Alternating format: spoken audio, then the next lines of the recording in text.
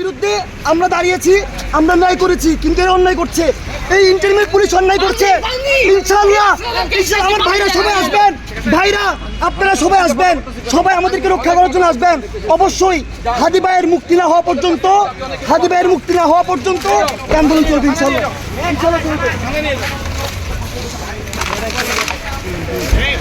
সরেন সরেন সরেন, দৌড়েন না, সামনে যান না, হাঁটেন না, দৌড়ান না।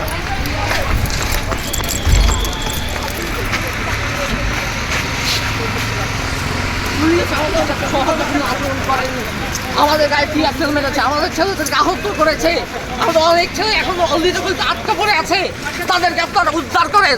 আমাদের ছেলেরা আহত, কারো হাত ভেঙেছে, কারো মাথা ফেটেছে, কারো ফুসফুস চলে গিয়েছে টিয়ার ছেলে। আপনারা আমাদের ছেলেদেরকে উদ্ধার করেন। কলদিতে আমাদের শত শত ছেলে আটকা পড়ে আছে, অনেকে আহত, তাদেরকে উদ্ধার